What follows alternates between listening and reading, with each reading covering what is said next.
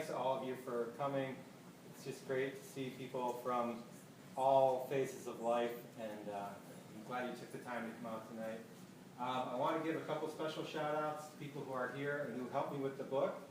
My sister Margaret gave me medical advice during several key moments in the book. I appreciate that. My sister Liz was a reader of the book and gave me some feedback on it. And I want to thank, of course, my parents. My mom inspired the novel. She gave me a picture from a newspaper which was of a harpist playing at a bedside vigil for a dying person. My wife plays the harp, and my mom has been a hospice volunteer for decades, really. And so she brought those two things together, and it kind of sparked something, and that's where the book came from. And, of course, the ability to write anything, I feel, comes from my dad, who has kept me well inspired and stocked with so many good books to learn from.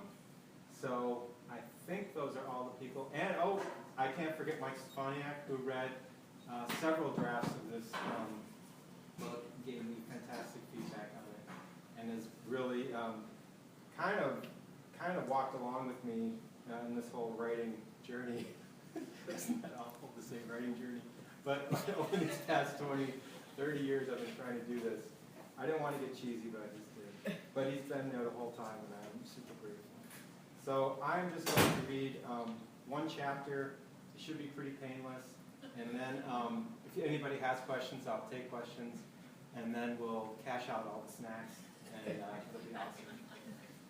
So some background. I'm going to kind of read from about a third of the way into the book. The protagonist is a divorced concert harpist living in Chicago. He's 38 years old. He's at a time in his life when he's wondering if he's ever going to achieve his dream of becoming an orchestra, getting a job in a symphony. So now he's playing brunches and parties and teaching a few students and sort of eking by. And he has a daughter. I said he's divorced, so he's in a new relationship that isn't going very well. He is kind of wishing he was back with his ex-wife. His ex-wife's name is Mozina, and their daughter, has really been struggling since the divorce, so she's in a very fragile place. And about a third of the way through the book, on one of his days that he has custody, he has to take a job playing at a wedding in Glenview, and he takes his daughter with him. And we'll hear what happens at the wedding. Late Saturday morning, a warm day with an armada of big white clouds overhead, Audrey and I head up to a wedding I'm playing in Glenview. I can't afford to turn down a gig, and I can't afford to give up one of my days with her, so I sometimes impress her into service as my roadie. Surprisingly, she doesn't seem to mind, maybe because she gets to wear her frilly white dress with the green sash and her shiny Mary Janes, or maybe because she gets a roadie's prestige without having to perform any of a roadie's tasks. Today, for example, she's only carrying her stuffed unicorn. It had its electronic guts removed one grim day just before I was asked to leave the Rogers Park apartment when Milena apparently heard the unicorn's song, One Time Too Many. Now, rolling my harp up a broad concrete walkway to the church entrance with Audrey and her mute unicorn in tow, I can't help but feel we're a pair of refugees from the land of nuclear families making a bid for repatriation. St. Patricia's Church, built in 1975 according to its cornerstone, looks like a sombrero.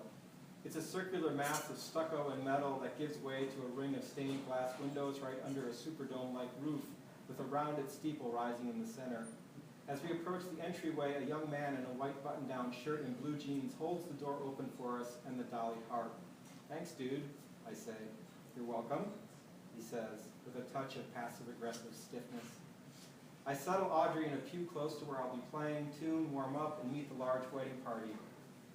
Heading behind the chancel looking for a restroom, I run into the doorman again, now dressed in green and white vestments, straightening up at the drinking fountain. His hair is short on the sides, but makes a pleasing dense wave across the top of his handsome head. I'm struck by how young he is. I'd heard they'd stopped making new priests.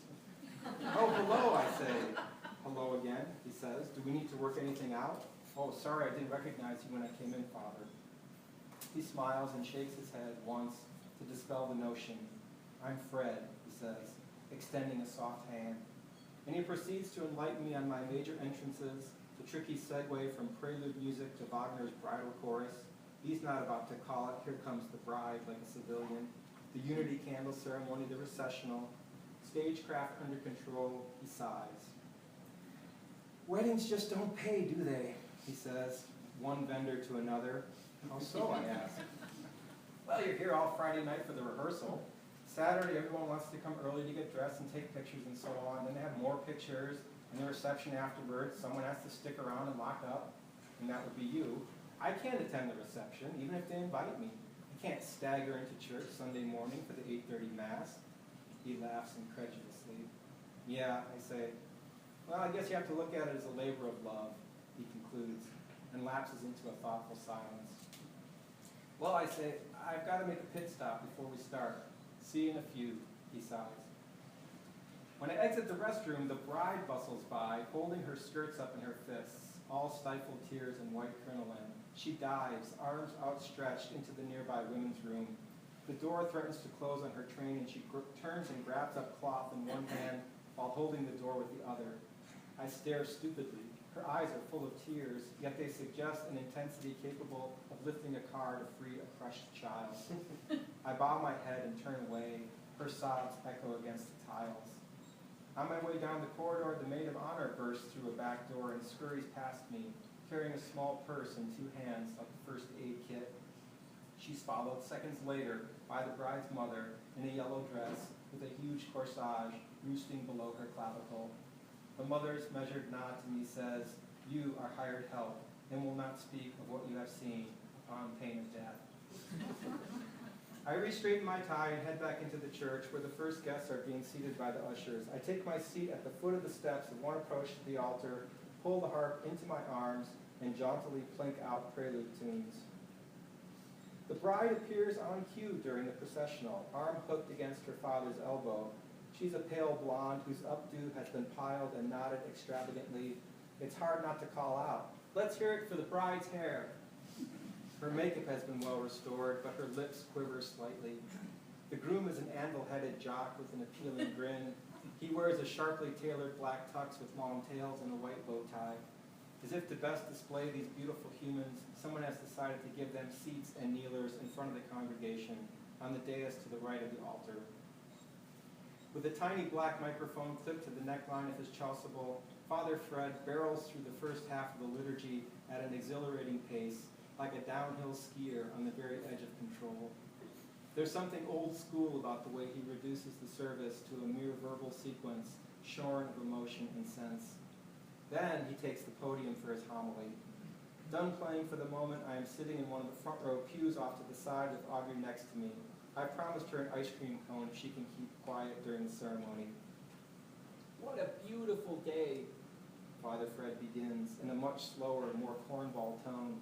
"And it's so exciting to see Jennifer and Todd looking their best on their big day." He pauses ever so slightly as if to assure himself that he's used their correct names. And Jennifer and Todd, I know you couldn't have prayed for better weather. I know I couldn't have. He looks down at the lectern, absorbing the stillness. Maybe he botched a weather joke. He lifts his head and troops on. "You're young. You're with family and friends on this, your most exciting day. You can look forward to a delicious meal, dancing the night away. And this celebration of God's love for us will seal your love for each other. Magnificent." He wags his head in happy disbelief at their good fortune, yet as he prolongs this gesture, it acquires rueful overtones. "But I hate to break it to you," he continues, "just you wait, because it's not always going to be so magnificent, not always so perfect." Father Fred pauses to let his bold gambit sink in. A new sort of silence settles on the congregation as before a verdict is read in the courtroom. Jennifer and Todd, there are going to be trials down the road, rain when you want sunshine, disappointments, bummers. Sometimes the dog makes a mess and we step in it. That's a part of life too. Titters pass over the pews and he nods. Audrey pulls on my sleeve and whispers, "Dog poop," in my ear. I nod thoughtfully and pat her leg to keep her quiet. And those are the times I want to talk about with you today, Father Fred continues. He looks over to where the bride and groom sit rigidly with their hands on their knees, staring at him like a pair of pharaohs. He smiles warmly as he proceeds. I know it's hard to believe right now, but little habits of your spouse will get to you. Jennifer doesn't squeeze the toothpaste from the bottom. Todd always tracks mud into the house. You won't have as much to say to each other as you used to. You're going to have terrible fights where you'll say things just to be hurtful. You may not even be true to each other. Oh, I know. You're not thinking of that now, but you, Jennifer, you may be tempted by a handsome fellow at work who gives you a lot of attention. And Todd, you're going to have some wild oats. You may go out to the bar right after dinner instead of helping with the dishes. An odd look appears in the couple's eyes. But these are just the everyday challenges, and in any strong marriage, we need to meet those challenges. But let me tell you a little story about a couple I married before I came to St. Pat's. Aaron and Beth started their married life on a magnificent day, very much like today. Right off the bat, God gave them 2 beautiful children. Aaron had an excellent job, and Beth stayed home to raise the kids, something she had always wanted to do. The bride looks down in her lap. Then one day, Aaron was playing softball and got hit in the head with a line drive. The impact damaged a formerly benign brain cyst that began to swell, causing terrible nausea and occasional seizures. Aaron struggled at work. There was an economic downturn, and Aaron was downsized. With no salary coming in, Beth was forced to take a telemarketing job, using her home phone so she could keep raising her children. Meanwhile, after the cyst proved to be inoperable, Aaron had a reaction to an experimental medication and lost sight in one eye. Then one of their children, 2-year-old Sarah, suddenly came down with a very high fever that just wouldn't go away. It was caused by a mysterious virus. The doctor said it was 1 in a million. Sarah died in the hospital a month later. The bride stares saucer-eyed at Father Fred. Her mother sits straight back in her pew with her eyes closed. The bride's father has the crotch of his meaty hand wedged under his nose, his eyes apparently fixed on a hymnal holder. A stream of tears suddenly rushes down the bride's cheek, and she brushes her face with a gloved hand. Beth hung on, Father Fred affirms, but it was hard. She was honest with me. She told me she wanted to run, pick up and go, get out of her marriage, abandon her family to social services. She had even lined up a job as a cook on a cruise ship. And do you know what I said? I said, this is a time when your love for your husband can be truly magnificent, when your love for your husband can be truly perfect. The bride covers her nose and mouth with both hands, as if to muffle the scream. Audrey sits forward in her seat, watching intently, her unicorn in her lap. The stress was getting to Beth.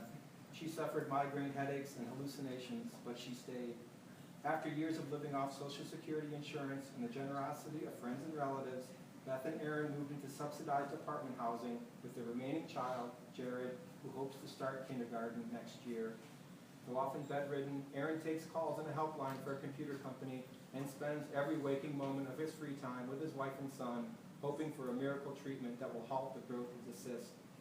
Meanwhile, Beth cooks and cleans and loves them all, and with a smile on her face. Now that's what I call a marriage. With a strangled cry, the bride rises from her seat, says something half under her breath, negotiates the carpeted stairs, and runs down a side aisle. Father Fred clutches the lectern and gazes after her, his mouth drawn in a slanting line. Murmuring rises from the congregation. The maid of honor goes in pursuit, but the bride's mother sits stonily for a time until a nudge from her husband rouses her and she drifts out of the pew. The groom looks around, ashen-faced. Then he leaps to his feet and jogs down the steps to seek his betrothed. Meanwhile, Father Fred gathers himself and speaks. Let us all spend a few moments in quiet reflection.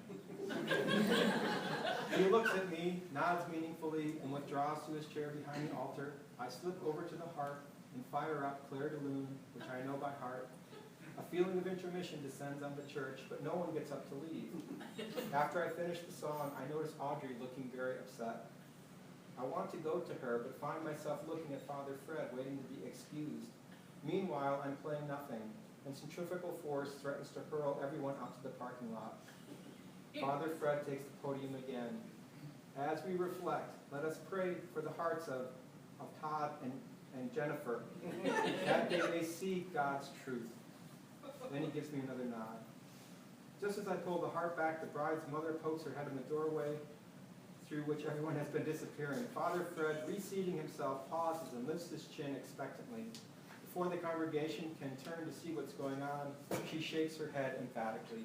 Father Fred calmly returns to the lectern. Ladies and gentlemen, he says, the vows of holy matrimony will not be celebrated here today. This Mass is ended. Go in peace to love and serve the Lord. When I get over to Audrey in the pew, she is fighting off tears. Is he going to be okay? She asks. Who, the groom? Aaron. I hope so. The doctors are helping him. Are they going to get a divorce? Aaron and Beth? She nods. She's working very hard not to cry.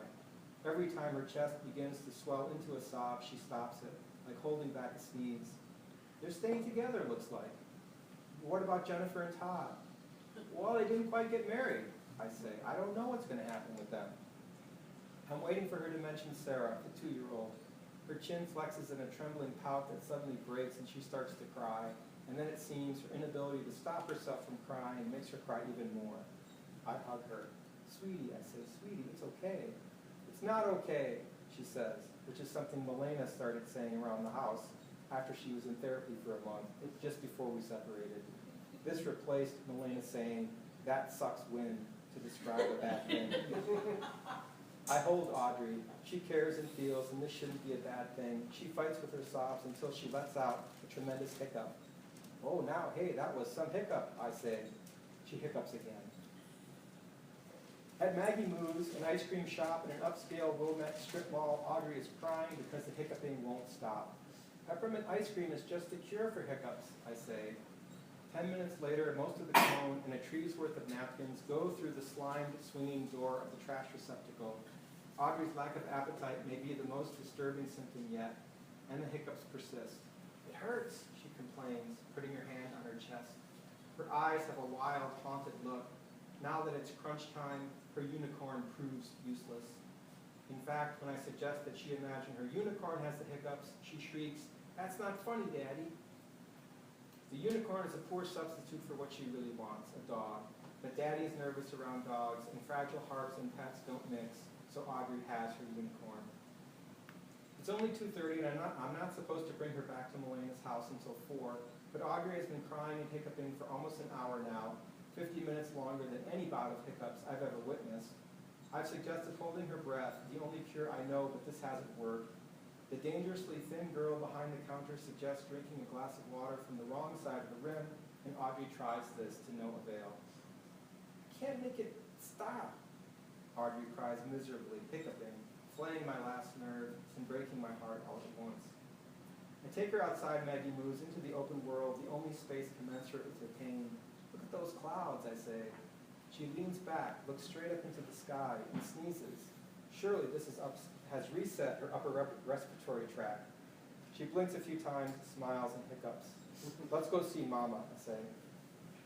On the way, the hiccups occur roughly every 5 seconds. We pull up in front of Milena's house an hour early.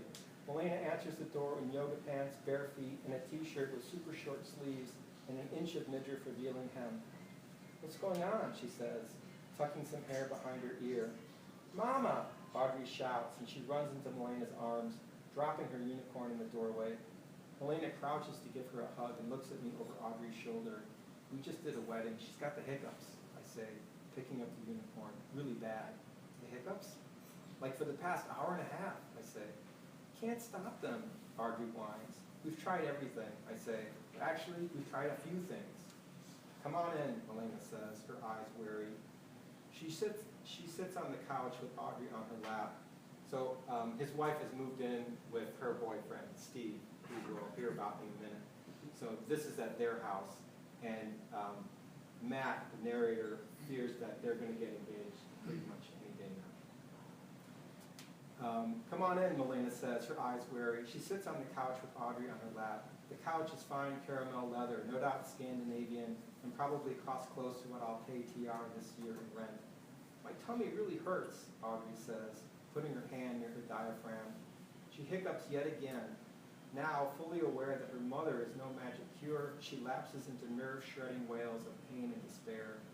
Milena gets a paper lunch bag, stands over Audrey, and says, Breathe into this bag.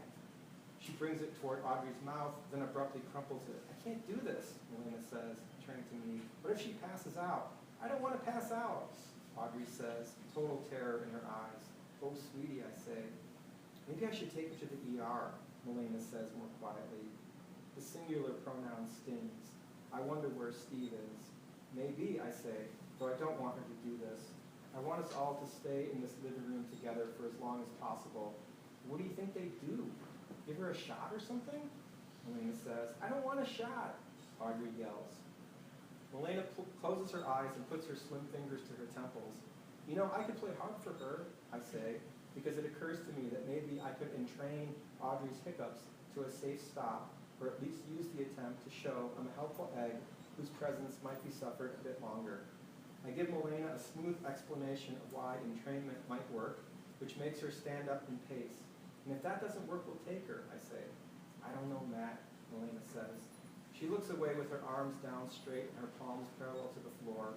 It's her trying to keep catastrophe at bay pose. Maybe she's thinking about Steve.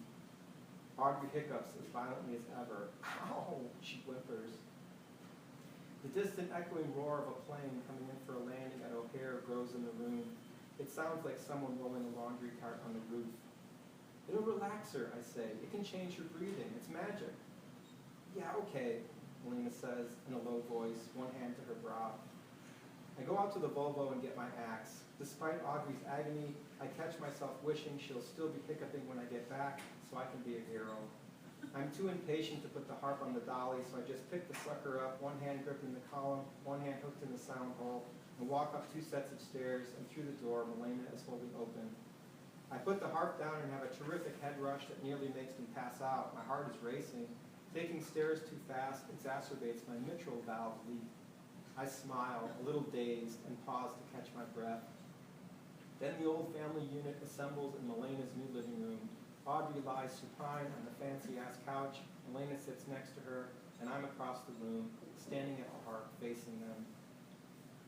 I choose the first 10 notes from the third movement of Saint-Saëns' Fantasy, a duo in which a supporting harp eventually draws even with a pensive and lyrical violin. These notes at the beginning of the third are low and stealthy in the bass, and I play them over and over, trying to land the 10th on Audrey's hiccup, which is still coming about every 5 seconds. After a few tries, I'm timing it perfectly, and when Audrey notices, she smiles briefly and looks at her mama, who smiles too. Audrey and I are in sync for about 2 minutes, and then very gradually I begin to slow down. By the end of the next minute, I'm playing 10 notes in 6 beats, and Audrey's hiccup still lands on the 5th note. I bust a sweat because keeping in sync with her feels as precarious as balancing a bottle of beer on my nose, but my training kicks in, and I make myself into a metronome, running down 10 notes in 7 beats, 10 notes in 10 beats, 10 notes in 15 beats, 10 notes and 30 beats, 1 hiccup every 5 notes, and Audrey's eyes close. And then comes a 10th note with no accompanying hiccup, but instead an all but silent snore. Milena puts her hand on Audrey's forehead, smooths her hair to the side. Personally, I wouldn't touch Audrey when she is this shallow in the ocean of sleep, and if we were still married, I probably would have said something sharp about that. No wonder Milena kicked me out. Milena looks at me with no small amount of gratitude in her eyes. She rises carefully from the couch and motions for me to follow her around the wall and into the kitchen. Near the sink, she turns and faces me. What a head case, that kid, I say, louder than I want to. Milena puts a finger to her lips, then she puts her hand on my neck to pull my ear toward her and whispers, "Thank you." I pull away and look into her smiling face, her misaligned eyes peering into mine. "Do you want some water?" she asks, keeping her voice down. She grabs 2 pint-sized blue glasses from the cupboard. "Dang, Mel," I say involuntarily. Between the touch on my neck and her vulnerable eyes and the view of her stretching to retrieve the glasses, she's acting on me in a powerful way. "Dang what?" she says, working the faucet. I wish I could see her face. I don't answer because I sense she knows. She turns with her eyes down and hands me a glass. I lift it. Here's to getting along well enough to do right by the kid. She raises her eyes to me. "Yeah," she says, smiling shyly. We clink and have a sip. "How are things?" I say. "Things are all right," she says. We get very interested in drinking our water. "Better go," I say. I put my glass on the counter and she does too. I raise my hand toward her in an ambiguous wave, half pointing at her, half suggesting I want to bring her close for a pat on the back or a hug. Good seeing you, she says. You're not as bad as they say. She makes frank eye contact and steps in my general direction, though maybe just to lead me to the door. I move toward her and our bodies decide on a quick hug goodbye, because after the Audrey trauma, we can't part as distantly as we usually do. As we separate, my hand touches her hand and she holds on to my fingers. She looks up at me. I smile at her, but fear I'm staring like a robot. The side of her mouth opens, possibly just from nerves, possibly on the way to an encouraging smile. I lean down and she rises up, lifting her lips, and we kiss. Soon we're making out, standing up in her kitchen like a pair of teenagers. Then she turns and, holding my hand, leads me downstairs into the family room. Then there's, okay, we'll jump over that. Afterwards, through sliding glass doors. I mean, it's like 11 pages long. I have to read them. Okay. Through sliding glass doors that lead to the patio, I see a vehicle, a red Ford Escape, slow in the alley, and then I see the garage door rising. Crack, Mozina says. She bounds off the couch and pulls up her underwear and yoga pants over one ankle. She hops 3 times before she can get them over the other ankle and pull them up. My pants never got past my shoes, so I quickly follow suit. The faster I try to button my shirt, the clumsier my fingers behave. Crap, Matt, crap, she says, making for the stairs, blind with her top over her head. I follow, doing my belt. Hey, girl, Elena says in a totally new and loud voice, suddenly stopping at the top of the stairs. Feeling better? My whole body seizes on the stairs at the glimpse of Audrey I get from around Melena's hip. It's like seeing a ghost.